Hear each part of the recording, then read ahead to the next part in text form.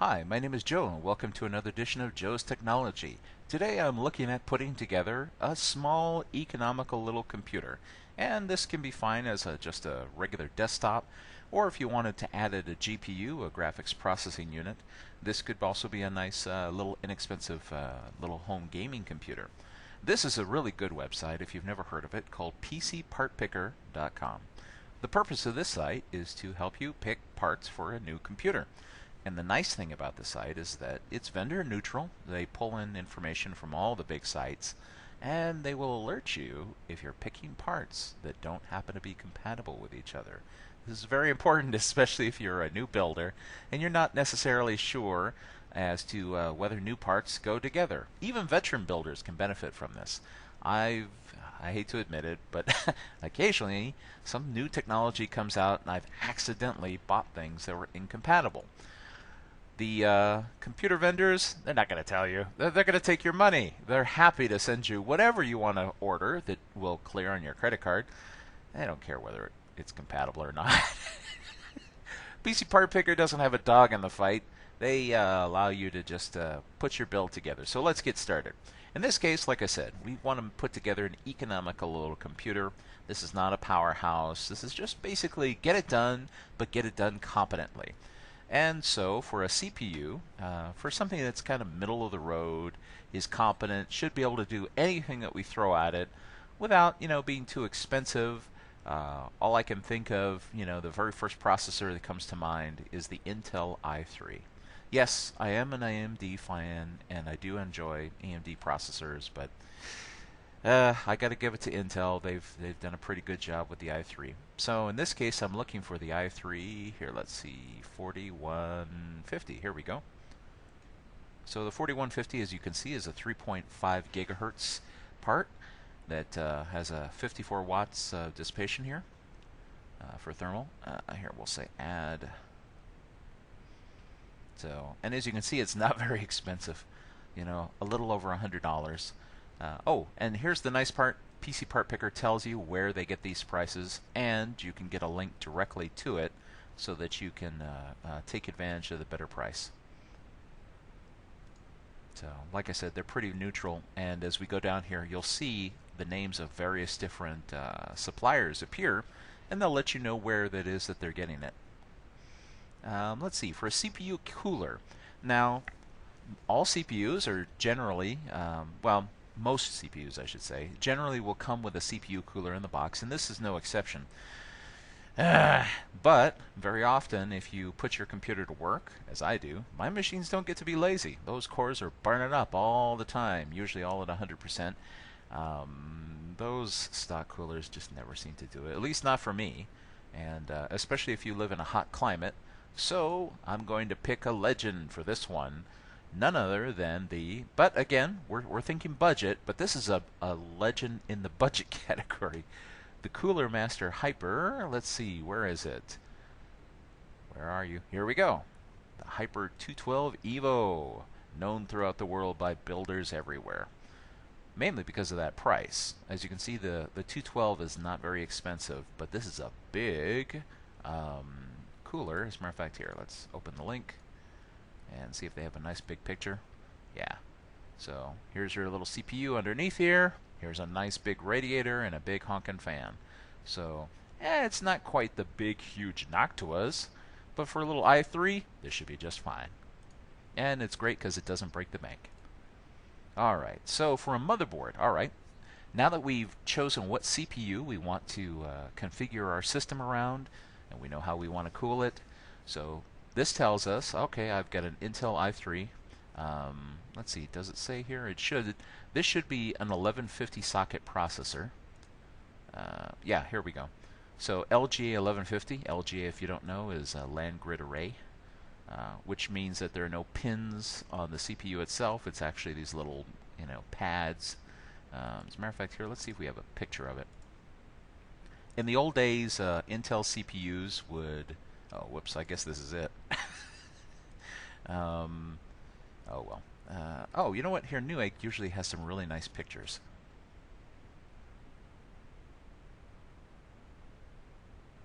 good grief. Of course, my ISP is going to decide to be slow, especially when I'm videoing. Well, anyways, in the old days, CPUs... Oh, come on, Newegg, don't we have more pictures than that? You know what, I'm going to take a moment, go out to Google. We'll just say LGA 1150 because they're all going to be the same. Let's get a nice image. Here we go. This is what I'm looking for. So view image so that we can... Oh, come on, just show me the picture. Good grief. Wants to download it instead of just show it to me. Okay, well, we'll just look at it here. We have our regular CPU, and on the bottom you have these little pads where pins used to be. In the old days, you know, the pins would stick out, and with AMD's chips, you still have pins. Intel went away from that, and they came up with the LGA standard, so that the processor just drops into place, and the pins are actually on the motherboard instead of the CPU. You have to be careful as you put them in, and I'll demonstrate that when I get my CPU and install it. And oh, as a matter of fact, here's what the socket itself looks like. Let's see if this image will come up. Here we go. This site's a little bit nicer. So as you can see, we have all kinds of pins but they're all in the motherboard. So when you take off that little cap, and it will come with a plastic cap here, don't touch this. If you bend one of these little pins, you could have a really bad day. And the processor just drops in. As you can see, there's this raised plastic lip, and there are little teeth in here that make sure that the processor can only go one way. Notice how this little piece here sticks out, and there's one that sticks out on the other side. So when we get the processor itself, maybe it's hard to see with this one, but there are corresponding little notches. It'll drop right in there and float on top of those pins. And so we'll see that when the processor itself arrives. So that's what LGA 1150 is. So if we know what type of socket we have, and we know what type of processor we're putting in it, now we have to get a motherboard that supports that socket and that CPU. In this case, I'd like to go with something that's tried, trusted, and true. One of my favorite manufacturers, not because they sponsor me. My channel's too small to have any sponsors. So in reality, all these things are things that you see me buying with my own money. Nobody sends me any equipment, well, at least not yet. I would love to evaluate stuff if I ever get that opportunity. But I do this as kind of a hobby, so probably I'll never get any review units. So whatever you see me doing is stuff that I'm buying myself. So let's see. The G85M DS3H. So we'll go ahead and we'll go with that one.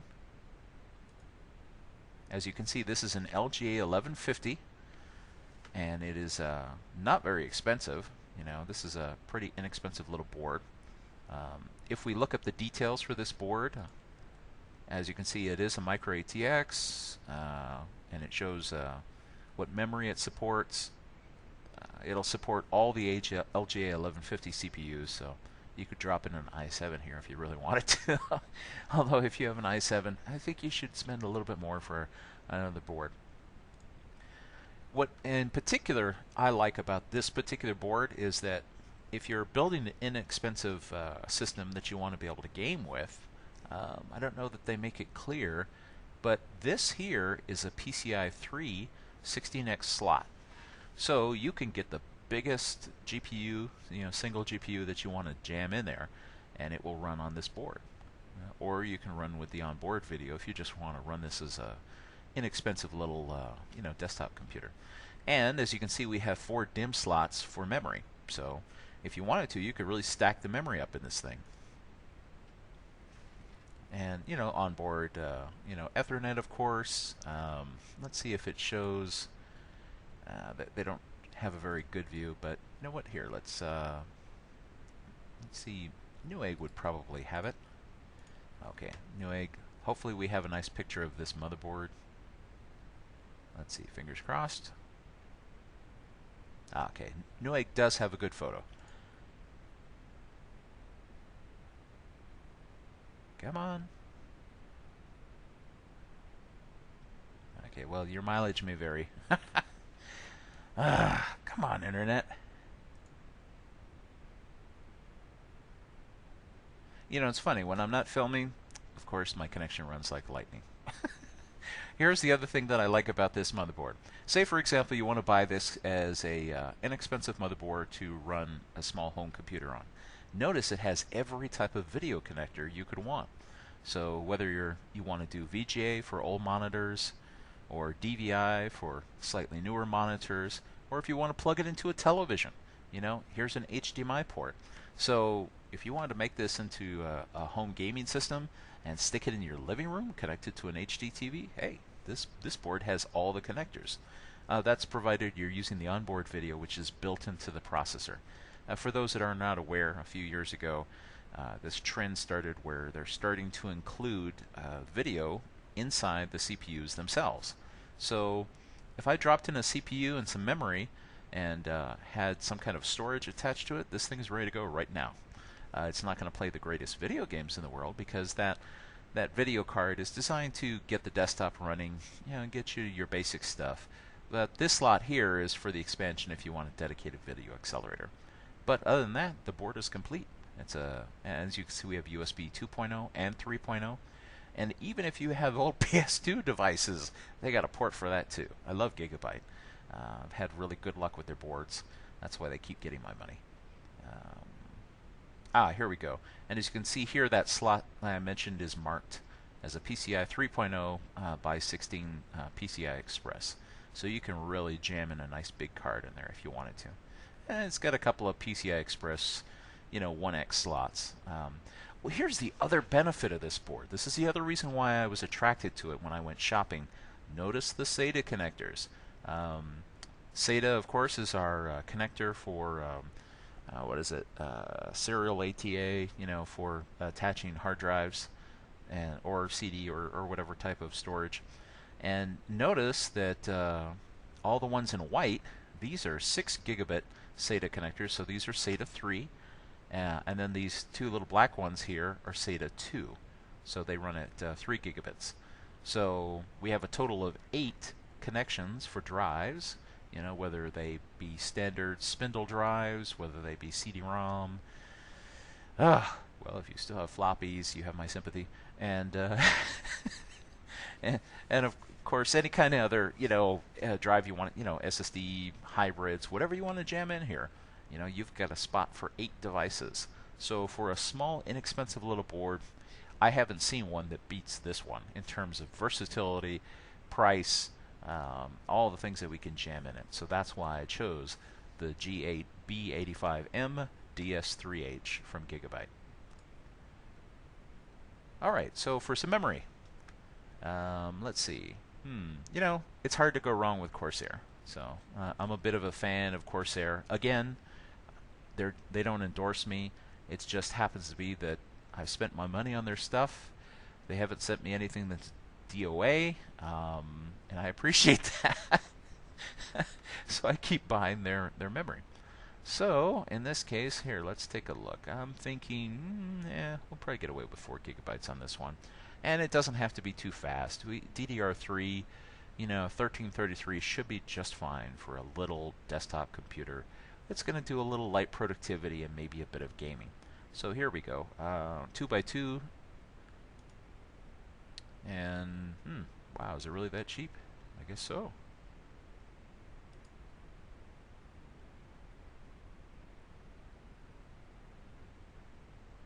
Let's see, and then for storage. For storage, it's hard to go wrong with a nice, simple Western Digital Blue. So here, we'll scroll down through all these different guys.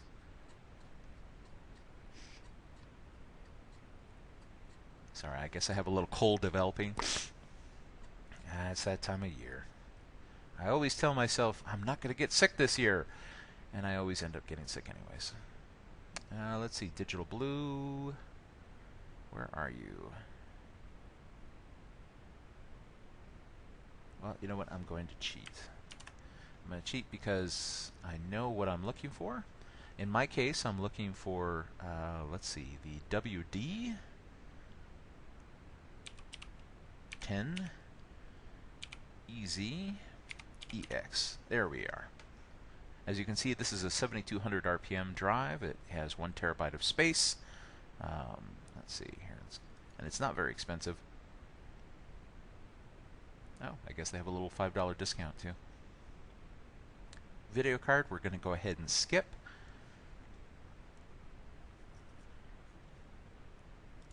For the case, I'm a fan of the of the NZXT Source 210. This is a case, if you've ever looked at build videos, you may have seen this one very often, and you're about to see why. The NZXT Source 210 is a pretty good little case, but above all else, it's very economical. It's hard to get better than economy than you can out of a Source 210. Let's see, I'm sure that we have it. Come on, where is it? I see Source 230. Oh, come on. I know that the Source 210 is here someplace. Come on.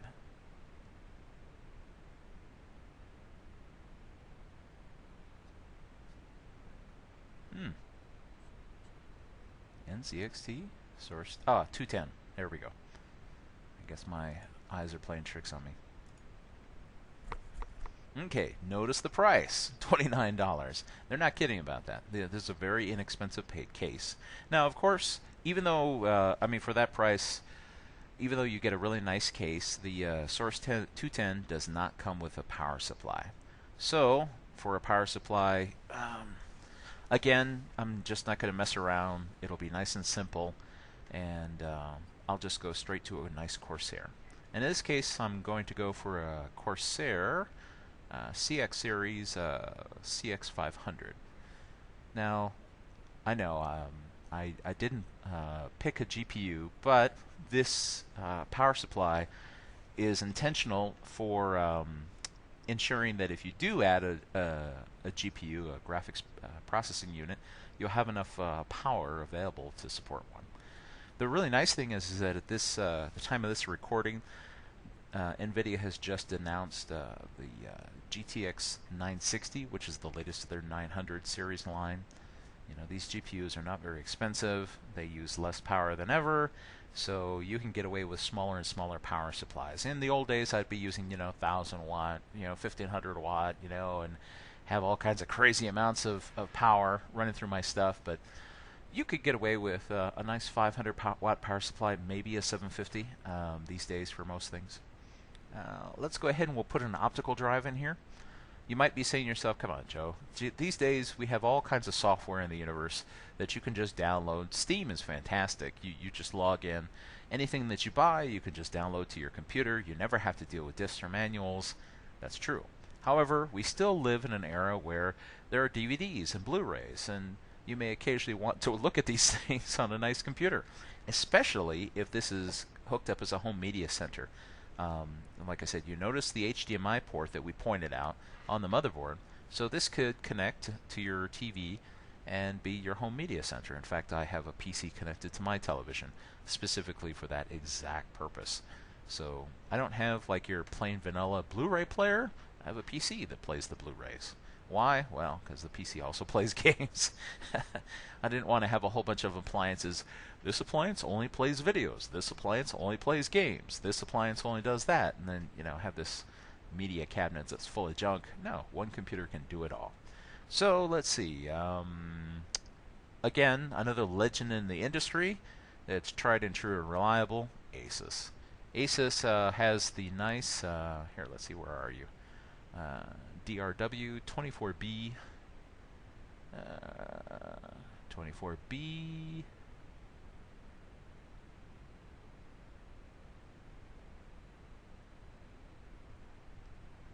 Yep, that's it.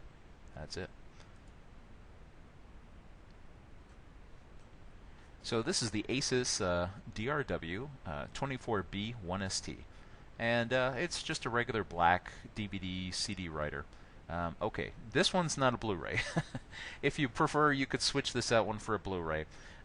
This way, this computer is compatible with some older software that may only have been distributed on disk. Operating system, I'm going to leave blank. That's entirely up to you. I'm a fan of Linux. I would just stick in a USB key and put Linux Mint on here and be done. However, okay, this is the one thing I don't like about PC Part Picker. Notice the only thing that listed is Windows, because we're in complete denial that there are other operating systems out there. There's lots of other operating systems that you can install besides Windows, Linux, FreeBSD. There are still weird people that are running this variant of OS2 Warp, and there are other strange operating systems. Now, granted, most people are not going to be interested in that, and I understand that they wouldn't include the more off-the-wall ones, but Linux should definitely be on the list here. Granted, Linux is not one that you would buy unless you happen to be purchasing Red Hat or one of the other ones that actually requires a subscription, but hey, you could at least list it. Oh well. I know, it's probably advertising related. They gotta pay their bills. So we'll just leave operating system blank. It's up to you which OS that you want to put on here. If you don't want to deal with Linux, if you prefer Windows, it's probably going to cost you an extra $100, $150 depending on which edition that you buy. Bear in mind that if you're not an expert on computers and you're considering to yourself, well, I'm going to have to learn how Windows works. Remember, if you're starting from scratch or if you have to learn a new version, say you're going from Windows 7 and you're contemplating going to Windows 8, if you have to learn something new, you don't have to learn Windows. You could learn Linux instead. You'd be surprised at what you can do with Linux. In fact, I'm planning on doing some more Linux videos to demonstrate exactly what you can accomplish with Linux desktops. I've had videos where I would show installing them, but I don't think I've gone into the applications, and I would like to go ahead and delve into those and show that you could have a fully working desktop. If you've seen the popularity of the Chromebooks, which are basically just little Linux systems. In this case, they're more Android than anything else, but it's basically Linux, where people just want to get on the web and they just want to use their browser and be able to see different sites, and it's good enough. And they don't care that it doesn't run Windows, and they don't care that they can't run Microsoft software. It's $200 because you're just buying the hardware. The software costs nothing. You could do the same thing with big desktops. Okay, rant off, sorry. Let's see, peripherals, accessories. I think we have everything. So we have our motherboard. We have our CPU, fan, memory. We have storage. We have a little external device. So that should be everything. And as you can see, here's our sum total of these parts. It's a little bit extra if you want to add a commercial operating system. As you can see here, we save some money on mail-in rebates, and they provide all the information here. Let's see. Oh, here's the nice thing, and this is what I really like about PC Part Picker. Notice here the compatibility notes, and this is true. I've actually seen this board. Notice it says that the motherboard has an onboard USB 3.0 header. However, the case that we've selected does not have one for the front panel. So there are going to be USB 3.0 ports that are not connected, that you're not taking advantage of. But that's okay. As you saw, there are ports in the back. I'm not really concerned about putting a whole bunch of ports in there. Oh, and some motherboards will require a BIOS update prior to using Haswell Refresh CPUs. Haswell Refresh refers to the type of CPU this is. So this motherboard may or may not work correctly with this CPU, but it's just a matter of a BIOS flash, which is a piece of software that we download and install in the basic input-output system of the motherboard in order to ensure that it understands how to speak with this CPU. So our CPU is newer than the board itself is. So they're just putting in a little caution. They aren't saying for certain that the Gigabyte one needs that. Gigabyte's pretty good about these things. I'd be surprised if it needs to be flash, but we'll find out. I'm going to order all of this hardware, unbox it for you, and look for that in an upcoming video. Also, as a courtesy, as you can see, the list that I put together is available here as a link. I will put this link in the description of the video, and you're welcome to look at my parts list. Enjoy, and see you next time.